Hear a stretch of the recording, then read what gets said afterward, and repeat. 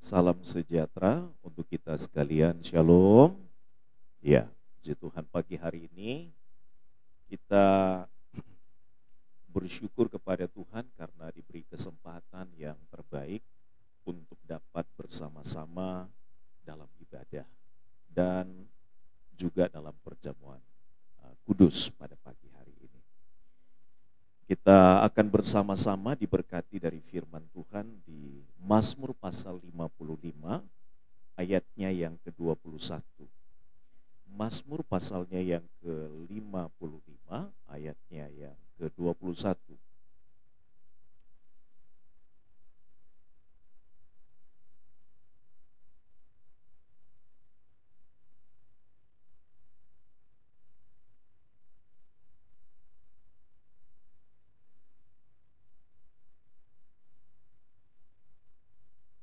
Di ayat Alkitabnya jadinya ayat 22, ya, ayat 22.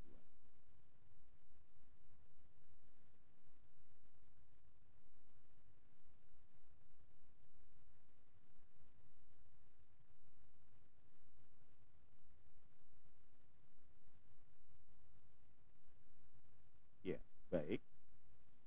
Kita akan membacanya secara bersama-sama. 1, 2, 3.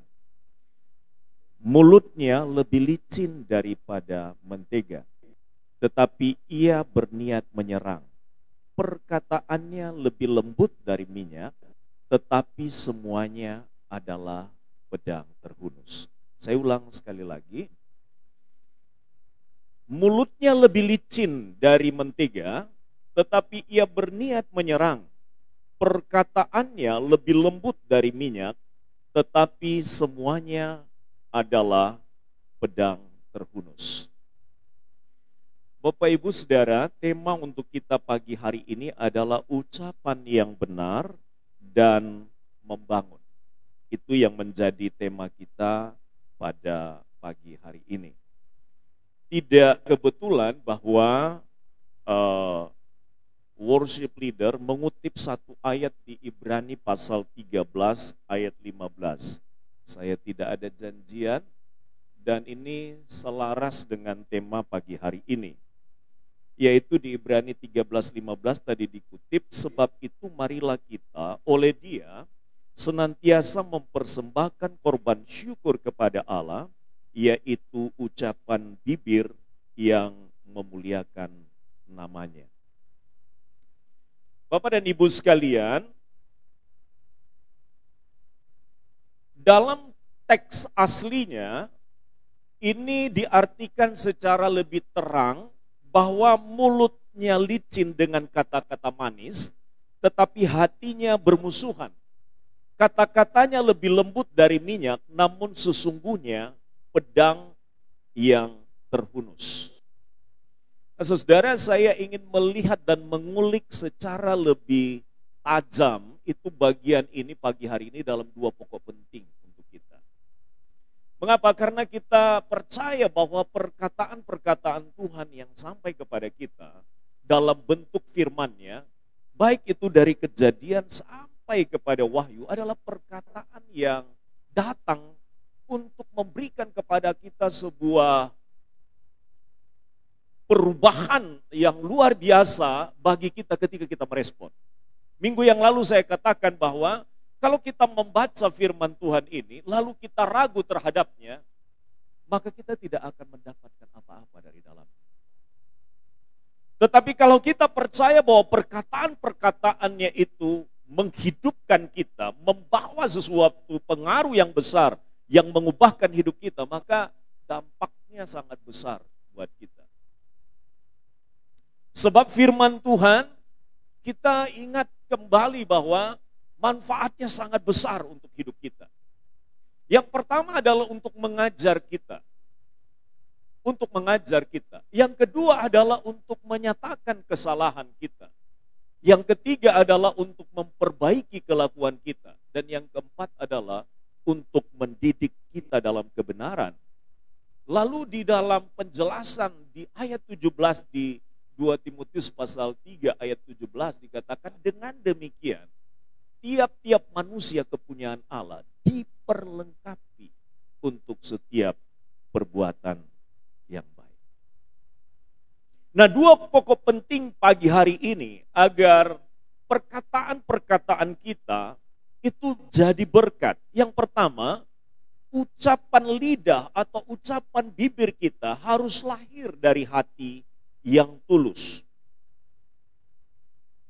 Dalam terjemahan aslinya memakai kata-kata manis, tapi dikontraskan atau dilawankan dengan hati yang bermusuhan. Saudara, ini bagian yang pertama, bahwa kata-kata kita adalah kata-kata yang dilahirkan dari hati yang tulus, dan kata-kata itu adalah kata-kata yang manis. Itulah sebabnya maka apa yang keluar dari perkataan kita adalah berasal dari hati kita yang benar-benar sudah bersih.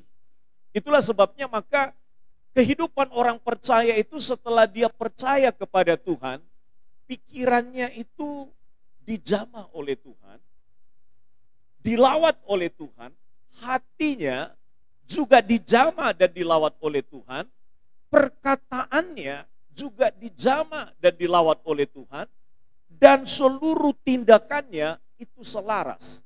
Jadi mulai dari pikiran, dari kata-kata yang keluar dari hati, dalam pernyataan dan dalam perbuatan itu selaras adanya. Karena itu di dalam bagian firman Tuhan itu, ucapan lidah harus lahir dari hati yang tulus. Firman ini menegur untuk jangan penuh dengan kata-kata yang sebaliknya, yaitu hati yang bermusuhan. Tetapi adalah hati yang penuh dengan ketulusan. Itu yang dimaksudkan di dalam bagian ini. Di dalam terjemahan yang lain dilawankan dengan jangan hati kita penuh dengan peperangan, melainkan lidah kita melahirkan berkat dari hati yang bersih. Itulah sebabnya maka Bapak dan Ibu sekalian, seorang orang hebat menurut saya memberikan pernyataan, karena orang ini seringkali menjadi berkat sebagai pengkhotbah yang besar yang dipakai oleh Tuhan secara luar biasa. Dia berkata demikian, apa yang keluar dari mulut berasal dari hati. Jika hati penuh kasih, kata-kata kita akan jadi berkat. Jadi dapat disimpulkan di dalam bagian ini bahwa ketika hati kita tidak penuh dengan kasih, maka kata-kata kita itu akan kecenderungannya itu tidak menjadi berkat. Dan karena itu maka dikatakan, diteruskan oleh beliau, jika hati penuh kasih, kata-kata akan jadi berkat. Jika hati penuh kebencian, kata-kata akan menjadi racun. Itu kutipan yang saya kutip dari Billy Graham, seorang pengkhotbah yang besar yang dipakai oleh Tuhan. Nah, karena itu Bapak Ibu Saudara yang dikasihi oleh Tuhan, berarti titik awalnya adalah dimulai dari hati yang penuh kasih. Jadi dengan demikian maka alurnya adalah setelah orang terima Yesus secara pribadi, setelah orang menerima Tuhan yang penuh dengan kasih itu di dalam hidupnya, maka hatinya diliputi dengan hati yang bersih. Maka hati yang bersih itu mengeluarkan hal yang baik, mengeluarkan hal yang bersih, mengeluarkan hal-hal yang menjadi berkat. Maka kecil kemungkinan orang yang telah mengalami pembaharuan atau kasih Allah di dalam hidupnya mengeluarkan kata-kata yang dapat menimbulkan kebencian, menimbulkan racun, dikatakan oleh perkataan Billy Graham, di dalam kehidupan orang lain.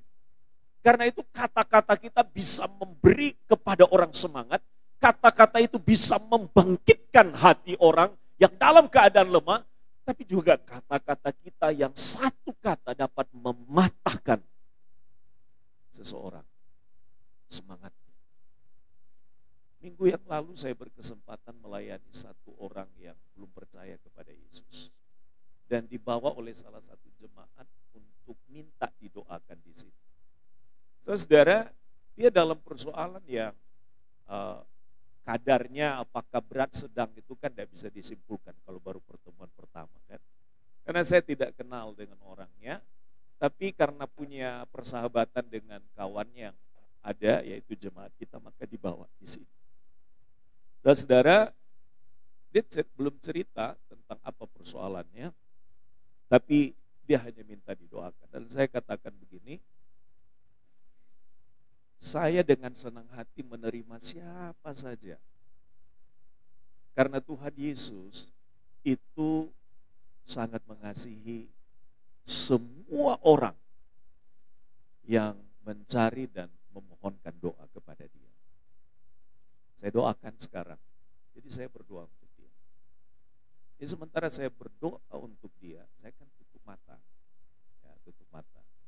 Jadi saya tidak tahu apa yang terjadi. Selesai doa, saya tidak tahu apakah karena dia sedang mengalami keadaan yang begitu menghimpit, atau mungkin kita sadar betul bahwa pekerjaan Roh Kudus itu bekerja melampaui yang kita doakan. Dia meneteskan air mata, lalu ada perubahan yang terjadi dalam sekejap, setidak-tidaknya dari tampilan wajah. Gitu ya. Biasanya orang kalau susah itu wajahnya sulit sumringah, wajahnya sulit untuk tersenyum. Itu tidak bisa dipungkiri, biasanya begitu. Nah, kalau seandainya itu gambaran orang-orang yang penuh kesusahan, maka kalau kita orang percaya juga gambarannya sama dengan mereka, maka sulit untuk mendapatkan sebuah jalan keluar. Kalau mereka susah, kita pun susah, wajahnya susah, kita pun ikut susah, doakan dia, akhirnya juga ikut susah. Ya, ikut susah. Jadi kita doakan, pada waktu saya mendoakan dia, yang lain menopang sama-sama, dia saya lihat ada perubahan, ya, ada perubahan di wajahnya. Saya pikir sudah selesai. Ternyata beliau tidak beranjak, sementara saya mengajar katekisasi ini. Dan materi hari itu adalah materi tentang pertobatan. Bagaimana orang mengalami sebuah perjumpaan dengan Tuhan itu harus ada tahapan yang namanya adalah pertobatan. Saya juga tidak katakan apakah Bapak tidak pulang, ya kan? Nah, ini kapan ada waktu yang sangat tepat seperti ini kalau bukan di waktu ini. Jadi karena tidak beranjak, jadi 1,5 jam dia ikut katekisasi. Ya, dan beberapa bagian firman Tuhan itu berbicara secara pribadi kepada dia, dan saya lihat, wah, ini memang Tuhan siapkan kesempatan ini untuk dia diberkati secara pribadi. Jadi beberapa bagian-bagian firman Tuhan akhirnya saya tantang, ya, saya tantang dia untuk bisa melepaskan apa yang menjadi pegangan selama ini dan berpegang kepada iman kepada Tuhan Yesus Kristus. Dan itu kesempatan untuk bersaksi. Saya biasanya tidak akan paksa orang. Kalau orang itu biasanya Tuhan akan bekerja melalui pekerjaan Roh Kudus, ya, di dalam hati setiap orang. Dan itu hal yang sangat memberkati saya di minggu-minggu ini. Tuhan itu seringkali bekerja tidak pada kata-kata yang hebat, tapi kadang-kadang itu bekerja pada kata-kata yang sederhana. Akhir-akhir ini saya jarang khotbah meledak-ledak. Teman-teman pasti tahu, kalau tipe Pak Adi biasanya selalu meledak-ledak kalau khotbah. Tapi hari-hari ini saya belajar untuk bisa menyampaikan pesan, supaya pesan itu bisa utuh sampai kepada pendengar. Saya yakin dan percaya bahwa kata-kata dari ucapan lidah kita disertai dengan urapan yang daripada Tuhan, itu jauh lebih hebat lagi. Itulah sebabnya anak-anak Tuhan, dia berbicara itu keluar dari sumber, yaitu dari sumbernya Tuhan. Hati yang bersih, kata-kata yang manis, kata-kata yang lahir dari hati yang tulus. Dan itu akan menjadi berkat. Yang kedua dan yang terakhir. Dari firman Tuhan yang kita baca, dari teks firman Tuhan tadi. Yang kedua adalah lidah harus dipakai untuk membangun. Lidah harus dipakai untuk membangun. Kata yang dipakai di sana adalah raku. Raku itu artinya adalah lembut. Kata-kata yang lembut itu jauh lebih bisa diterima daripada orang, daripada kata-kata yang kasar. Ini survei membuktikan begitu. Dan saya ingin cek and recheck pagi hari ini. Saya ingin bertanya yang di sebelah kanan saya. Kalau Bapak Ibu dikasari, senang atau tidak? Dikasari? Pasti tidak ya. Oke. Saya tanya di sebelah kiri saya. Kalau Bapak Ibu Saudara diperlakukan dengan kata-kata yang santun, kata-kata yang lembut, kata-kata yang enak didengar, kira-kira Bapak dan Ibu Saudara senang atau tidak? Senang ya. Saya hanya mendengar ada 4-5 orang, yang lainnya tidak senang. Begitu kira-kira? Senang ya? Senang. Sekarang pertanyaan untuk kita semuanya. Kata-kata yang sering seperti apa yang kita biasa keluarkan?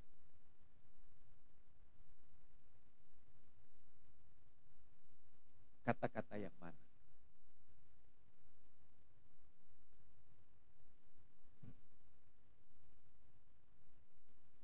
Kata-kata kita itu setiap hari diinginkan Tuhan itu dipakai untuk membangun. Perkataan sejak dari pagi hingga pada malam hari ada ribuan kata yang kita keluarkan. Tapi perkataan apa yang diinginkan Tuhan keluar dari perkataan kita? Dari firman Tuhan ini adalah perkataan yang membangun. Perkataan yang membangun.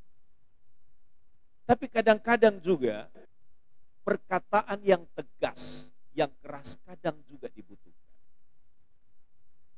Tidak selalu kadang-kadang kata-kata yang lembut itu kadang-kadang cukup untuk mengingatkan orang. Perlu kata-kata juga yang tegas, tapi punya dasar dan alasan jelas.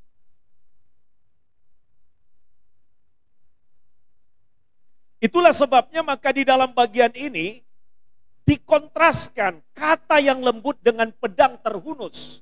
Memakai kata petikot di sana.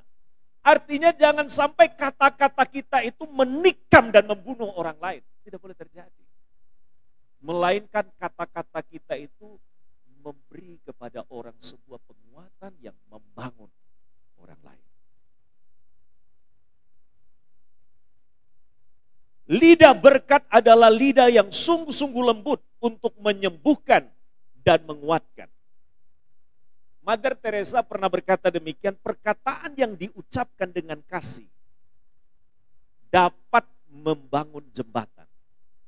Perkataan yang diucapkan dengan kebencian akan membakar seluruh kota.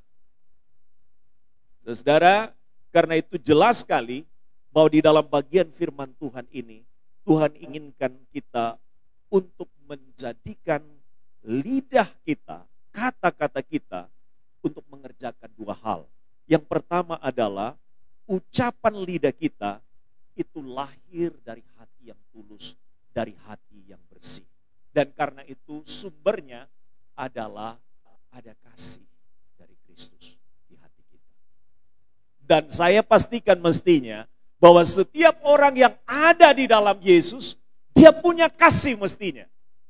Dan karena kita punya kasih, maka yang keluar dari hati kita adalah kata-kata yang didorong dan digerakkan oleh kasih Kristus. Dan pasti itu akan memberkati. Dan yang kedua adalah lidah kita hendaknya dipakai untuk membangun orang lain. Pertanyaan saya sebagai penutup, perkataan seperti apa yang sering kita katakan setiap saat, setiap hari? Karena itu akan mempengaruhi orang-orang di sekitar kita.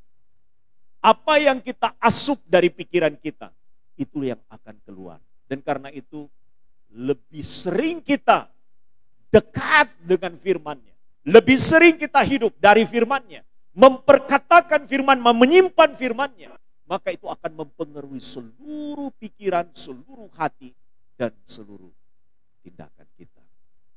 Biarlah ucapan bibir kita senantiasa menjadi berkat. Tuhan